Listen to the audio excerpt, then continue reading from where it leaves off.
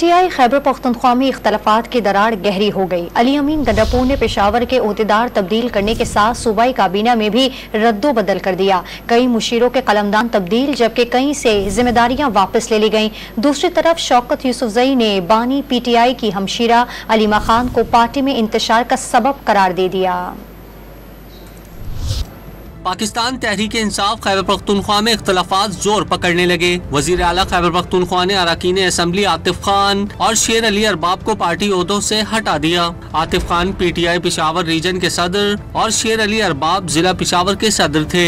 आतिफ खान की जगह अरबाब आसिम को PTI पेशावर रीजन का सदर और इरफान सलीम को PTI जिला पेशावर का सदर मुकर्रर किया गया। जराये के मुताबिक आतिफ खान ने बरतरफ वजीर शकील खान के हक में बयान दिया था, जबकि शेर अली अरबाब ने वजीर आला पर एतमाद से मुताल्लिक इकरारनामे पर दस्तखत करने से इनकार कर दिया था।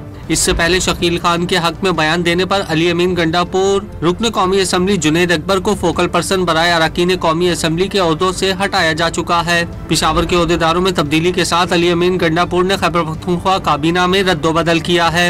एहतशाम अली को मुशीर सेहत नामजद किया गया। वजीर सेहत कासिम अली शाह से सेहत का कलमदान लेकर समाजी व बहबूद का महकमा तख्फीज किया गया।